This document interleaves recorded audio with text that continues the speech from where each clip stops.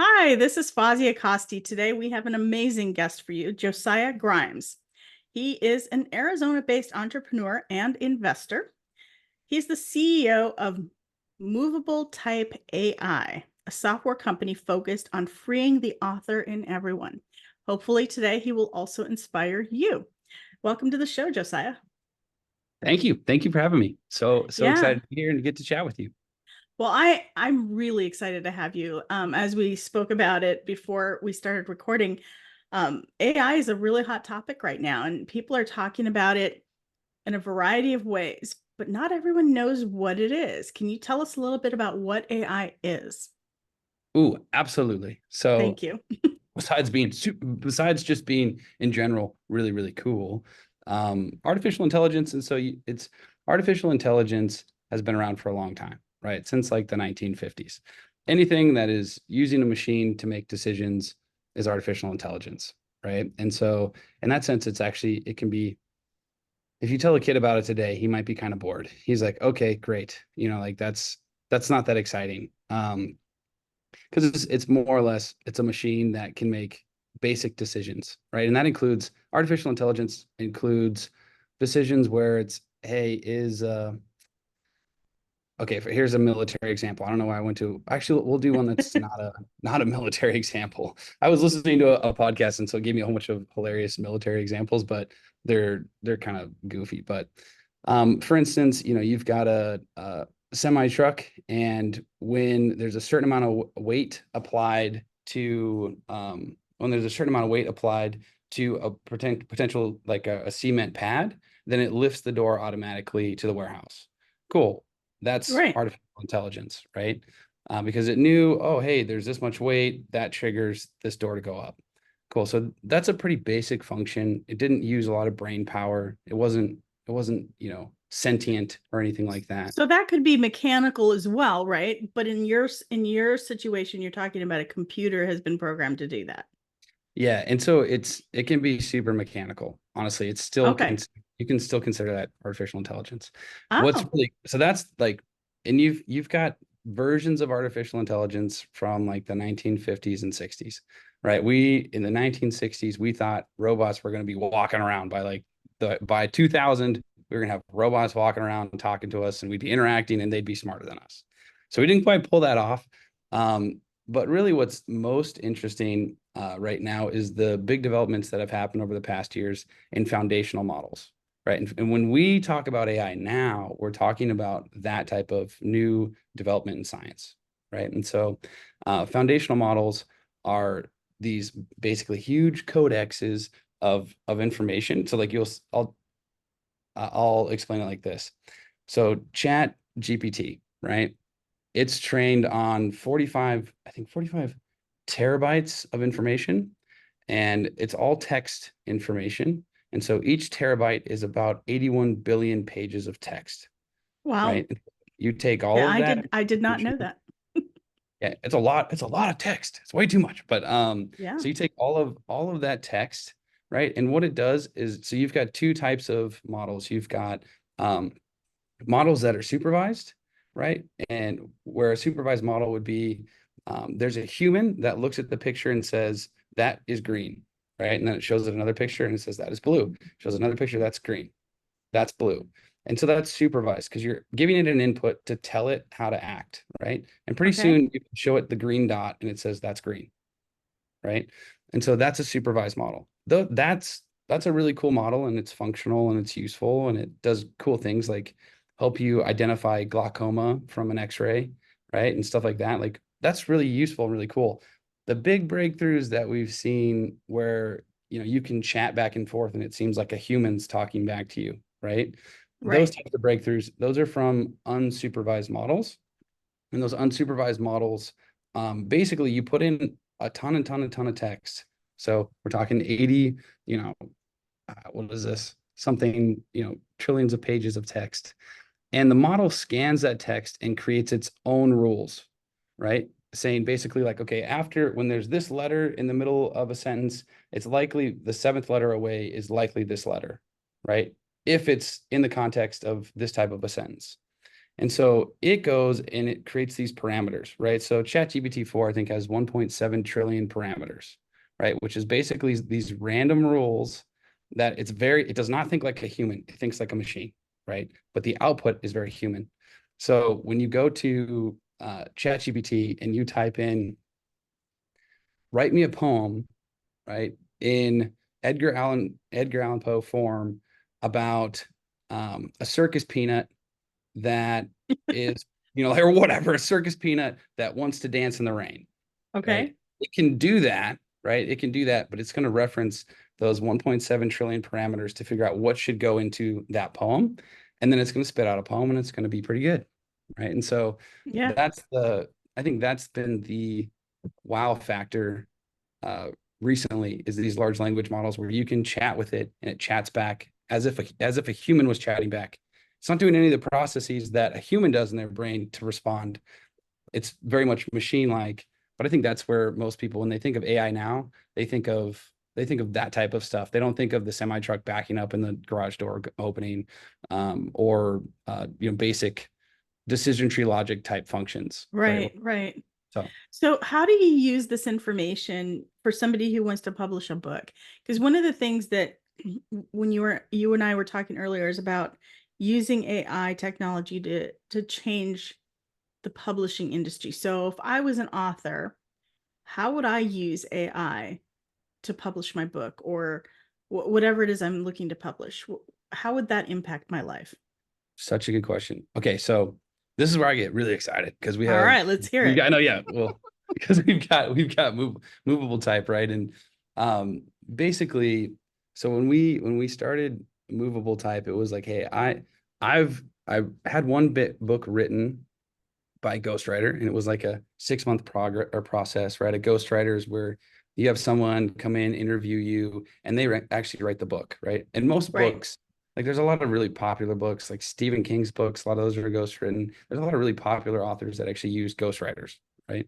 And they might frame the story, but someone else wrote the book, right? Even though their name's on it. Like, I mean, if you look at any of like most large politicians, a good chunk of them didn't write their books, right? Someone wrote the Right. book either with them or Ghost wrote the book. Right. So they Okay, give the so I went through, content, but the writer is the one that puts it all together so that it's readable. yes. And so I went through that process and it was pretty arduous. And I didn't exactly love what we had after 6 months. And I was like, oh my gosh, okay, I guess we're gonna go with this. And then also gone through the process of, I mean, have you ever tried to write a book yourself, or have you ever I, written a book? I have not written a book, but I'm in the process of writing one with my daughter. Ooh, let's go. That's so cool. That's awesome. I love it. Yeah. So basically, kind of the impetus for us creating movable type, which is using AI to write books, is generally when you sit down to write a book. I mean, it can take you need a few different things. You need a lot of time, but then you also need the skill to be able to write the book, right? Like you have to physically be able to write it. And then the other process is just like you need the consistency to every single day you're going to sit down and you're going to write. Because if you get 2 weeks away and you come back to your manuscript, you're like, oh my gosh, what was I writing about? Like, where was I at? I got to Exactly. reread. And you also need to be able to organize your thoughts. If you can't Yes. organize your thoughts, that's where I see a lot of people losing their momentum is they can't organize their thoughts well enough to structure the book. Yes. 100%. 100%. So with that, there's a few different ways that you can use AI to help you write books, right? One you can use, Gemini or ChatGPT, and you can prompt it and it can help you with short outputs that you can then try to link together to generate a book. Or if you're creating a really short book, like the output is about, a page and a half or so at max. And so you're trying to link a lot of those together and you end up with kind of a disjointed book. But if it's for a really short book, maybe you could pull something together and just use Chat GPT or Google Gemini or something like that in order to pull that off. The um, and yeah, with that. And so there's that option. What we did with Movable is basically make it so that you can give it your big idea, right? So like, hey, this is what I would like to write about. And instead of having your book in, 3 months or 4 months or 5 months, right, where you're writing it yourself, or years. I know a lot of people that have been working on their book for like 20 years. They're going to write this book, right? Instead of all that, you can have your book, in 2 hours, essentially, right? So you plug in the big idea. This is what I want the book about. Click generate, and you can have a 150-page book in about 15 minutes from once you finish putting in the information. Did you say It's 15 minutes? 15 minutes, man. It's Wow. ridiculous. So it's crazy. And that's what That actually AI can is do. quite stunning. But is it the quality that you'd want? Great question. And so that's been the with ChatGPT or Gemini, people haven't really been able to use that to write books, or have had a lot of challenges with that, where they have to, it's 1,000 prompts or 1,500 prompts going back and forth, back and forth, back and forth, back and forth, back and forth, right? Telling it, no, that doesn't make sense. I need you to rewrite this, right? And going over and over and over again. So that's the normal pain point using AI, and really what we set out to solve. So, because previously you couldn't find it, it wouldn't be congruent, right? Chapter 1 wouldn't align with the second part of chapter 1 or the ending of chapter 1, let alone any other part in the book. And it wasn't very marketable, right, in ChatGPT. So we brought in, so we've got subject matter experts that are authors, but then also really exceptional developers. And that combination, like AI developers, and that combination allowed us to make it so that the output that you get is actually really, it's really pretty good. It's really pretty awesome. The one thing that I'll say that I'm actually super excited for is the interview feature. So we're probably a couple months away from our interview feature launching, but that would be where it's interviewing you. So you put in your prompt, and you put in your big idea. And based on your big idea, it's going to ask you questions to pull out your specific stories that would apply to the book. And then it will write those into the book for you. Whereas right now, you can go in, you can edit the outline, you can edit the concept, all that stuff, and then it'll generate the book for you. And so you'll get about a 150-page book. So right now it'll do all that, but you would go in and put in, you would have to rewrite. It will give you base stories, but you'd have to go in and rewrite those. In a couple months, it'll be where it interviews you and your stories are already integrated into the book. So that would be one thing that I'm excited for to be done. Absolutely. Absolutely. So once somebody goes through that process, they still need to go back and edit it and make sure that it's exactly what they want it to say, right? Yeah. So that's 100%. So one, the output is going to be 100% original, right? So the world's never seen that book before. With that, I think it's still really important that you as the author go back through and you're like, okay, cool. So like one of the features we have is you can comment on sections, give new instructions, and then the AI will rewrite that section based on your comment. And so that's one thing we encourage everyone to go through, is make sure that if they're like, oh, you know what, the tone of this paragraph I didn't quite love, like, please make this paragraph sound nicer, right? And rerun that. Or I like this framework, but I don't want the last word to be excellence. I want it to be effectiveness, right? So rewrite the paragraph to integrate that. And so you can go through and make those adjustments. I think it's great for people to come in and rewrite or write in any additional personal stories. So you can just talk to it like you're explaining to me what you would say to it, and that's exactly what you would say to the AI to make those changes. Yes. So you would do it. So right now you would do it through comments, chatting. When we get to the second version, because we're really early on in this technology, right? So when we get to the second version, then it will be verbal, right? So you'll really just be saying, I really love that. Like it would be essentially like a conversation you would have with a ghostwriter, right? Like, I really like this. I just want this to be changed a little bit here, and the tone to be more like this. And it wouldn't be like having a conversation with any ghostwriter. It would be like having a conversation with one of the best ghostwriters in the world. Wow. Okay. I'm quite stunned. This is pretty amazing. It's honestly, it's so fun because when you Yeah. What demo made it you for get into someone, this? that's a great question. So the biggest thing was I was a gymnast growing up, and one of my gymnastics coach is awesome. He owns the gym, and this is probably, I don't know, 15 years ago, something like that. He was like, I want to write a book. I want to write a book that solves a problem that was never solved for me. And he said, basically, like, when he opened this gymnastics gym, there was no books on how to run a gymnastics gym. There was no books on how to build a strong men's or women's gymnastics team. And so there just wasn't any resource out there for him to go to, right? And so it was a long, arduous arduous struggle for him to get the gym up, functioning and doing well. Like it was hard. Yeah. So he he's like, I want to write this book. And it's been 15 years and he puts work into this book, I'm sure every year, but that book doesn't exist, right? It hasn't been put out there yet. And I was like, you know what? That type of a book isn't, it's not super marketable. He's not going to take it to Barnes and Nobles and they're going to sell it there. But that information is very valuable and life-changing for a handful of people, right? That would really Exactly. love that, right? Or another example would be, if you've got your, a parent or a relative, right? And they've got this wealth of life story, they've got this wealth of wisdom, knowledge, all these things that you'd love to capture, right? Capture for future generations, capture for yourself. It's like, well, right now that's them sitting down and writing a book. Maybe they are one of the very few that are also happen to be an author, but most of those stories are lost, right? Most of those stories that could have been put into a book with the right tool in half a day are lost, right? And so really the impetus for starting this was, hey, I think we can solve those problems, right? There's a lot of wisdom out there. There's a lot of people that have a book in Yeah. them that just don't have the time, don't have the don't I mean, being an author is a skill, right? Like you have to know how to write the book. And just like you were saying, you have to know how to organize your thoughts.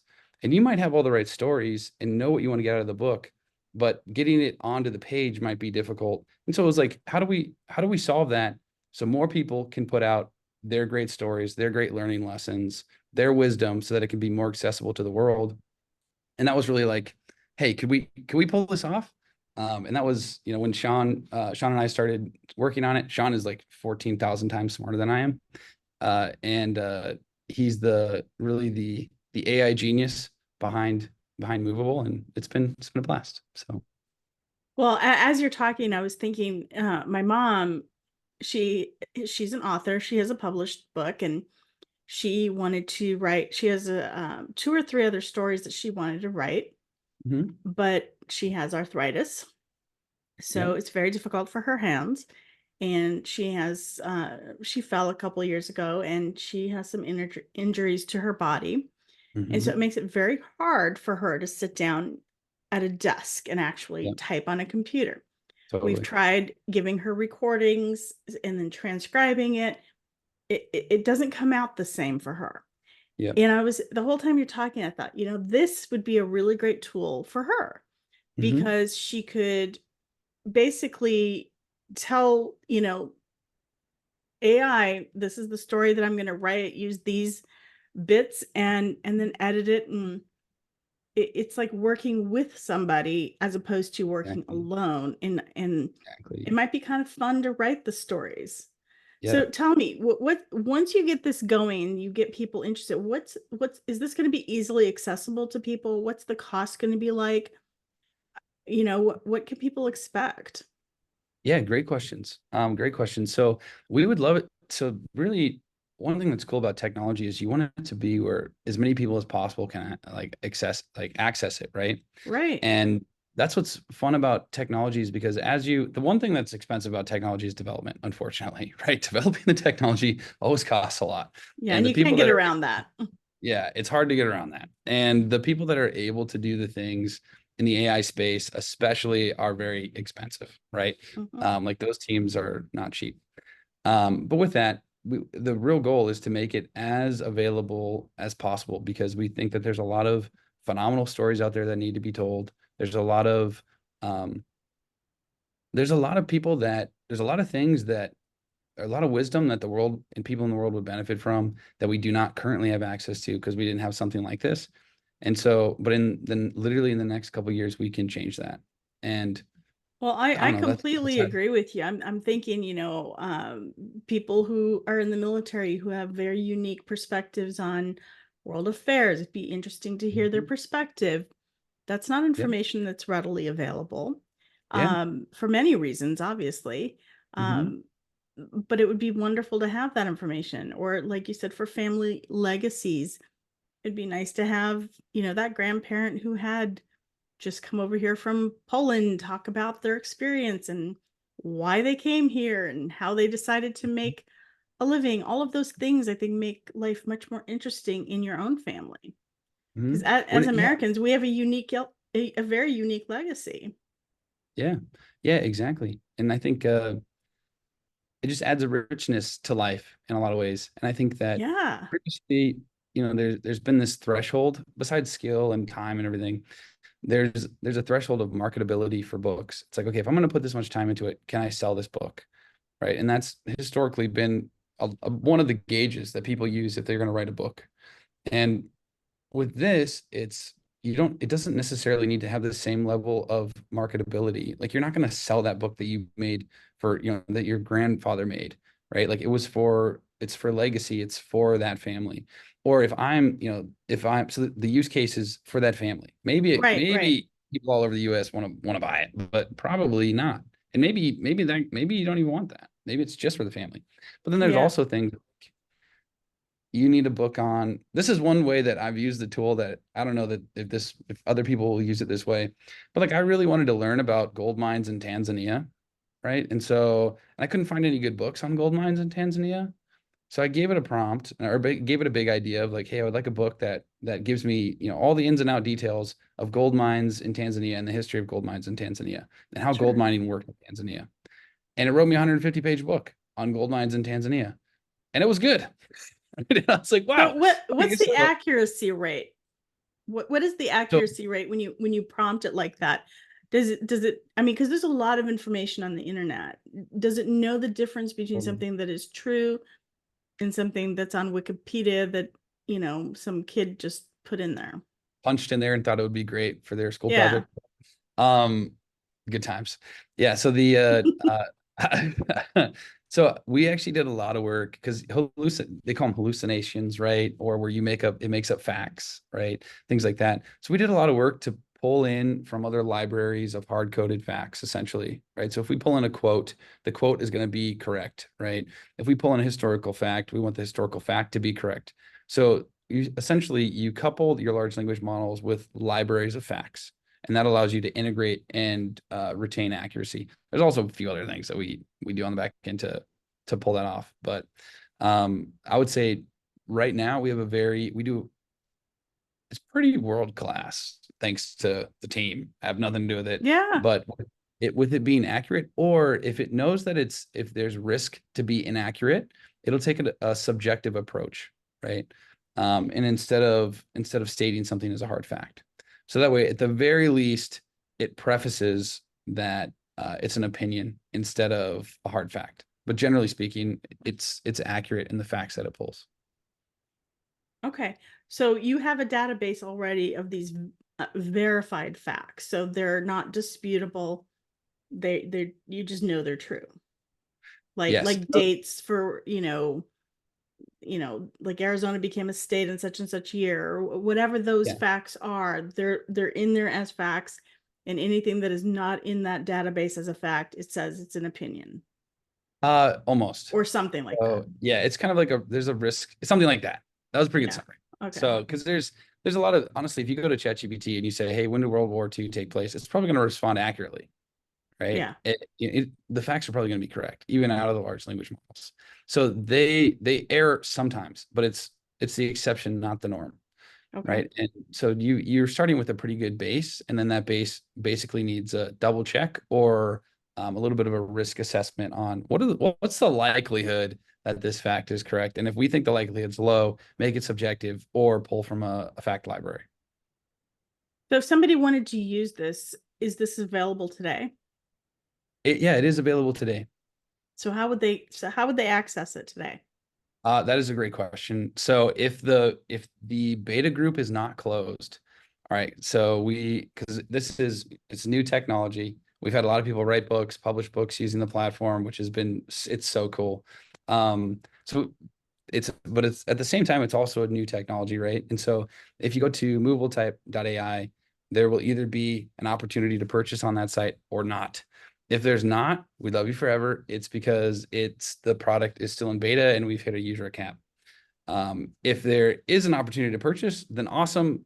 We either had someone drop out of the beta group, or if this is in some time from now, hopefully we are also onto V2 of the product. And we have some of those cool features like where it will verbally interview you back and forth and stuff. Wow, very cool. Very cool. All right. So one of the things I know we talked about earlier, or I asked you about, but we haven't talked about it yet, is the cost. What is the cost going to be like? Oh, good question. So for the beta group right now, we did a couple things. For the beta group, we did $2,000 annual subscription, right? And it's basically you can write something like 120 books with that subscription if you would like to, which is pretty bananas because I don't know anyone that wants to write 120 books. But it was very, you're like, I don't know that I need 120 books, but it was very effective. I don't know if I'd want to author 120 books. At some point, you have to promote them. That is very true. Very true. I don't know So that even it's not if it doesn't cost you a lot of money to write them, it might cost you a lot of money to promote them. And so you might 100%. not want to write 120 books. 100%. Yeah. And so, like so we were looking at it and we're like, okay, how cheap can we make it? And if you go out and you hire a ghostwriter, about the cheapest ghostwriter you can find, which is going to write you a book that you will not be happy with, is probably $5,000 to $6,000. As you found out the hard way. Oh yes, dude, totally. And then if you pay, but with that though, like, a pretty common fee for a ghostwriter is between 20 and $30,000. And then if you're looking for like a Wall Street Journal bestseller type quality, that's about 50 to 75,000. And if you're looking for a New York Times bestseller, which is the creme de la creme of books, right? Then if you're going to write a book, isn't that where you want to be? Oh, of course. Of course. Okay. And so if you're doing that with a ghostwriter, a ghostwriter for that is probably $200,000 to $250,000. Right. And so we said, well, I think we can do a little bit better than that. And we can give them multiple opportunities if they want to write 4 versions of the same book and choose which one they like. Right. And so that was the impetus behind our pricing for beta. It might end up going up. We also did something where we did a monthly plan for a little bit, and sometimes we make that available so that people that are like, hey, I want to write a couple books. Like I just have one book I want to write. And so we did a monthly plan. It was $200 and sold a ton of that really quick. And we're like, oh, hold on. Like we need to slow down because on the back end, we have to manage all the, well, yeah. We want to make sure that everyone has a great experience, that it goes really well. And so we've played around, with that as well, and it's been a lot of fun. Okay. When do you think you'll have it all up and running so the average person can actually access it? When do you think that'll be? I think that we are probably, so from version for the next version, we're probably 2 months away. Where we'll be able to reach that en masse, like outside of the beta. If an average person gets into the beta, they'll be able to generate a book. They'll be able to, honestly, they'll come up with a really good book. All right. So that's not too challenging, but I think we're probably a couple months away we're just putting some of the final touches on version, called version 1, right after our alpha and beta version. So tell us again, how do you get into the beta? It's, what was the website again? Yep. MovableType.Ai.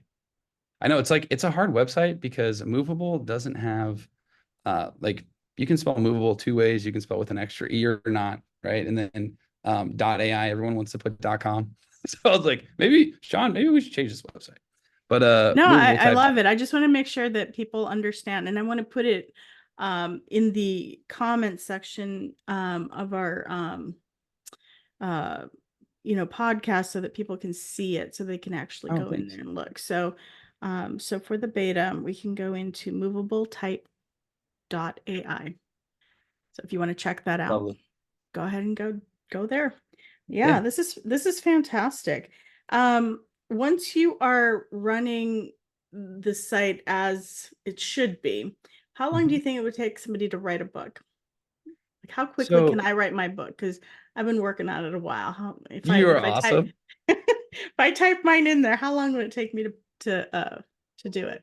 You're awesome. So right now, for instance, if you were to, I would say version 1, you're probably looking at a couple hours to have a book.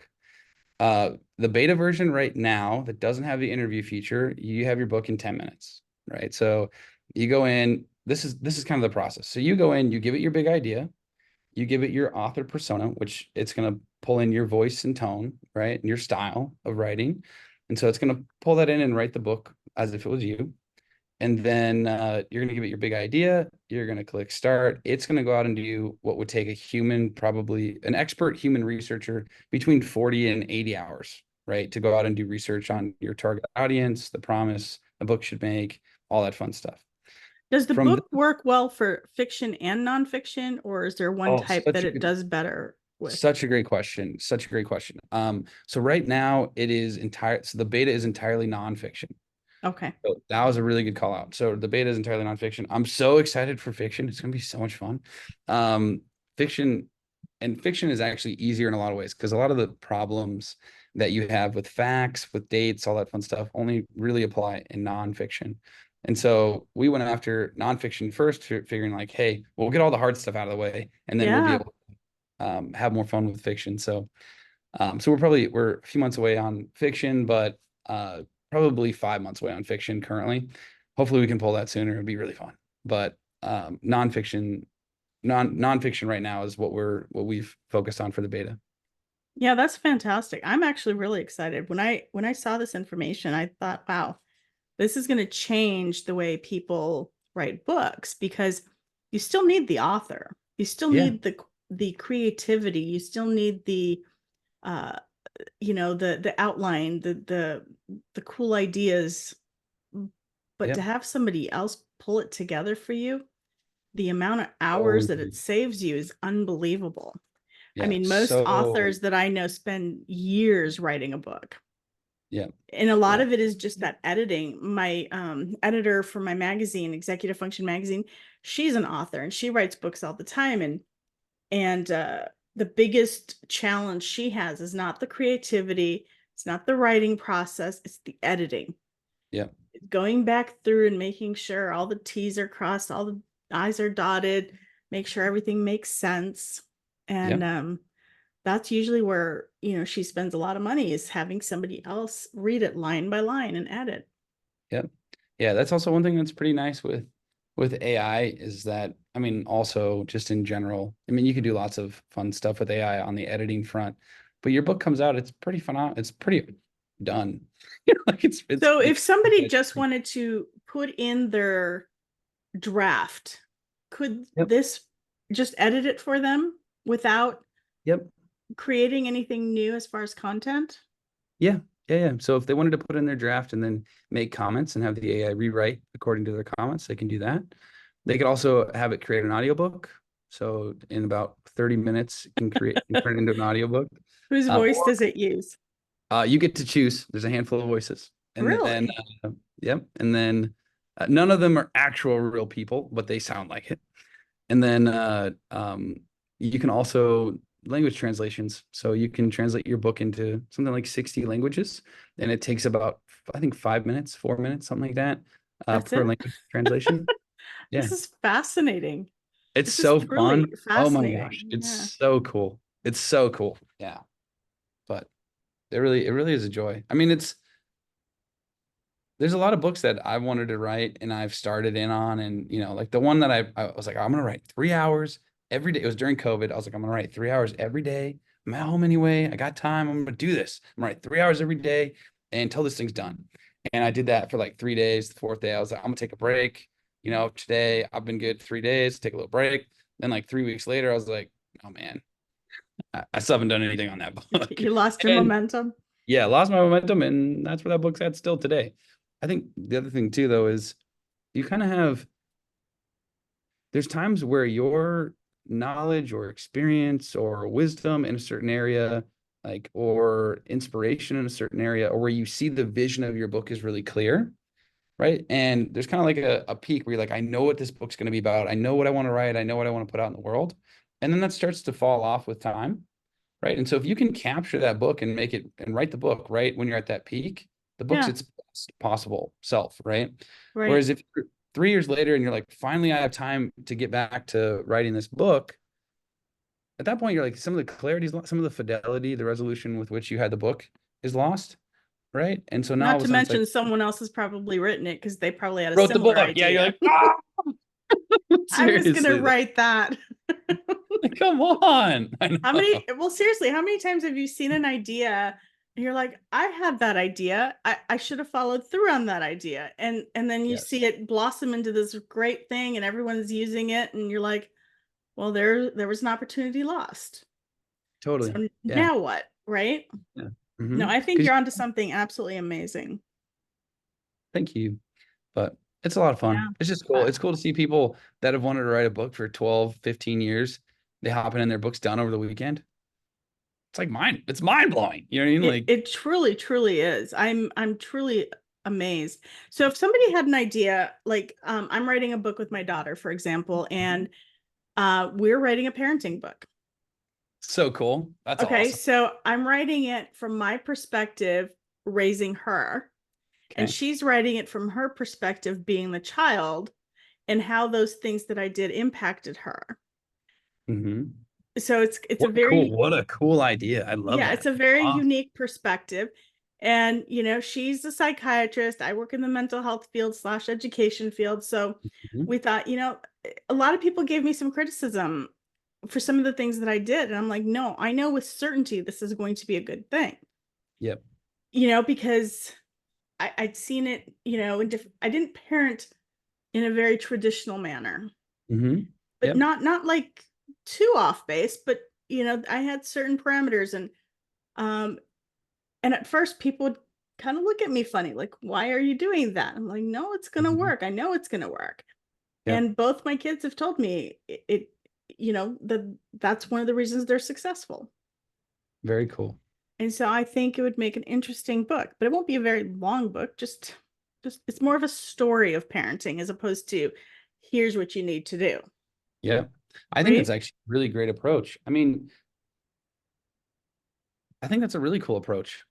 I like that a lot because a lot of times you read parenting books and you're always left like, I mean, you can read a parenting book and like the person that wrote the book, their kids are still kind of young and you're like, I don't know how they're going to turn out yet. So should I be taking this advice? Right, right. You're like, wait a second here. And I think that, but the other part of that too is, and a lot of what parenting books attempt to do is to help you see it from the child's perspective so that you can understand how they might be feeling so you can respond more appropriately. And I think I'm not, what is there a better way to do that than to have a book like that where you're writing, this is what you were thinking and how you were doing it, and this is how she was receiving it? That's pretty cool.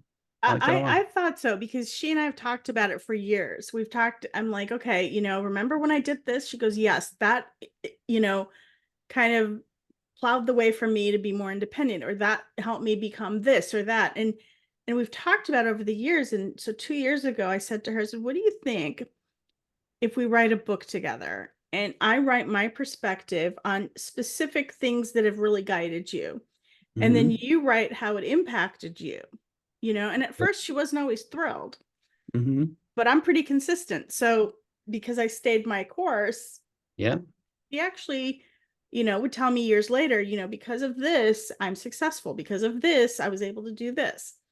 And I thought, Yep. okay, you know what? Maybe there is a formula, but it's not a concrete formula because what works for one doesn't always work for another, Totally. which is an interesting thing when it comes to kids. There is no real book Yeah. Yeah, that exactly. guides There you. is So, there that's so true. And I think also when like, you sometimes as you're reading a book and it's describing, this is how we interacted with our kids and whatever, right, that doesn't sound anything like my kid. Like I don't know that that's going to work for my child. Right. But then you read another book and you're like, that is literally my son, or that is literally my daughter. Right. Like right. word for word, they sound exactly like that. And so I think that, yeah, it's very much no kid's the same. There's some good framework that could be applied probably Yeah. across everything, Well, but that's exactly it. Because I remember I was in the field and I read a lot of books on parenting. mhm, I'm in the field. I'm an educator and I work in the field of psychology. I should yep, have a good understanding of what it takes to raise a kid. yep, And so I did a lot of reading. And over the years, I would take little tiny bits of each philosophy, but there was yeah, not one philosophy that really stood out to me. In mhm, fact, there was a well-known psychologist in Los Angeles who was very well known. I won't say his name. He was very well known though. Mm-hmm. and his philosophy was such a failure. It was unbelievable to me. Um, and I remember I worked with his daughter, and she kept implementing the same things. No matter how much it failed, she'd buckle down and do it even harder. And Mm. we were working with kids who were, gang members, and Yep. it was failing left and right. In fact, one day I had somebody throw a knife at my head, and Sheesh. that was the day I thought, I'm done telling her it's failing. I just walked up and I gave her my resignation, and I was out. And I Yeah. thought, I can't, well, I didn't give her the resignation, but I gave the office the resignation, and I was out. I said, I can't work for somebody who doesn't really respond. And that's Yeah. when the whole idea kind of started formulating in my head, is to, you have to take what works for you, which is kind of what writing a book is all about. You share your Yeah. knowledge, Yeah. and then people take what they can out of it. I like that a lot. Yeah, I like that a lot because certain things will apply, certain things won't. But yeah, I think that's so true. Like if I think back about books that I've read, I tend to remember two, three, maybe high points, right? In a good book where in my life I'll notice that I've applied them or I've referenced them when I'm trying to make a decision. And I think that's a successful book, right? But the thing that's funny is those three high points that I really, was like, I got this. Like I took those away and those are stuck in my Right. brain.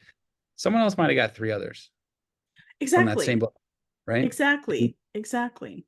And I mean, I like you a lot, but I don't know if our parents would have parented us the same way. Mm-hmm. Yep. I don't know what you were like as a kid, but I think I was a little challenging. That's awesome. I love it. So, my parents had to be a little strict with me, but everybody has to parent accordingly to what they have. Yeah, totally. And I think it's interesting too. Like you've got differences in the child's behavior, their personalities, right? Their purpose in life. I'd say like their God-given Yeah, purpose in life.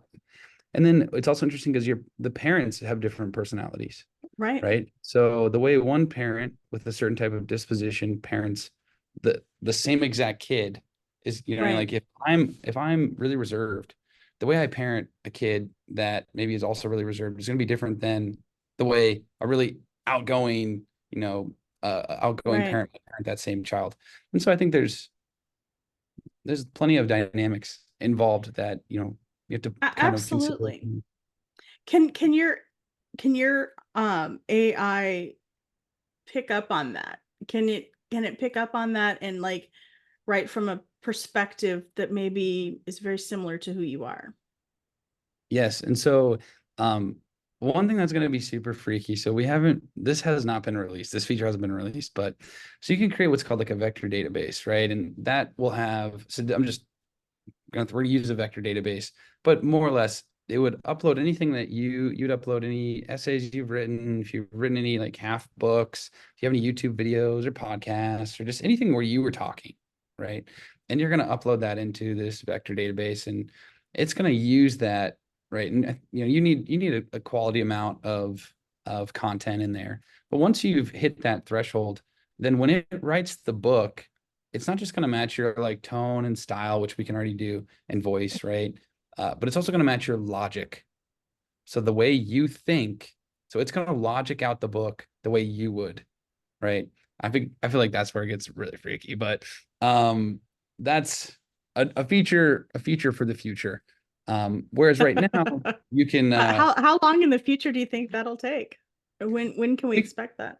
that's a great question. So we can build that now on a one-to-one basis. When that gets released out and we can do it at a larger scale, we're probably 12 months or something like that from Oh, being able that's to push that's that not everywhere. bad at all. Yeah, honestly, it seems like a long time, but in our reality, it's really short. Like it's kind of Yeah. great. So That's yeah, not bad at all. yeah.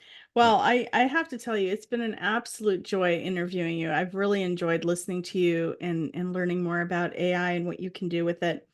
Is there anything that our listeners should know about what's coming, or is there anything that you'd like to add before we move forward? Um, I just think interacting with AI is super fun. Sometimes we can be a little dystopian and kind of like scared, like, oh, it's going to take over the world. But in reality, it's like, for instance, large language models are basically chatbots, You know what I mean? Like the way you interact with a large language model is like a chat bot.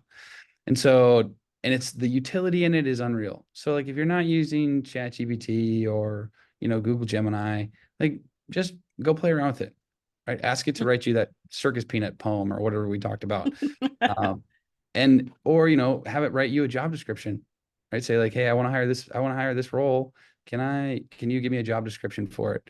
And then after it writes it, say, cool, can you do that? But then make it for my company because, we wash windows and we're really about having fun, and it will rewrite it and it will be excellent. And so there's just so many use cases for AI that will make your life um, more fun, more efficient, more productive. And Yeah. it's not too difficult to do if you give it a shot. So I would say if you haven't already, try it out. It's So fun. there's definitely some ways that you can use it in your daily life that will make your life better, easier, and more efficient, and doesn't really seem creepy at all. Yeah, Most people exactly. think of AI as kind of creepy, but it's not. It's really just a nice way to make life easier for yourself. Yes, I think so a million times over. Or okay, this is my last one just for fun. Okay.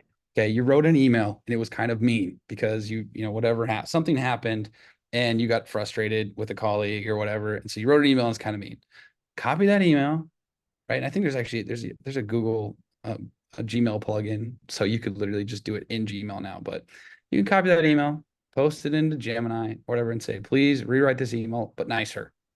And it will rewrite that email so that you sound like a sweet person, even though you said the same stuff. You can copy and paste it in, and it made you slightly better human. Okay, check it out. So Which really proves that it's not what you say that matters, it's how you say it. it's how you say it. Yeah. And so Yeah. just it there's really pretty endless uses and things that you can do with AI that make your life easier, faster, that type of stuff. But So if anybody wanted to get a hold of you, Josiah, how can they do that? that is a great question. You are welcome to email me, Josiah at MovableType.Ai. And yeah, that's probably the easiest. All right. Well, it's been an absolute pleasure having you on today. And if you're looking to get in touch with me, you can go to my website, executivefunctioncoachaz.com. And you can also go to 54mediagroup.com or Executive Function Magazine and subscribe to our magazine. If you'd like to listen to this podcast, you can go to our YouTube channel, which is under 54 Media Group.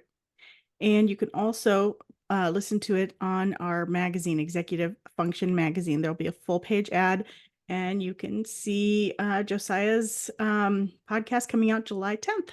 So thanks again for listening. Without you, this would not be possible.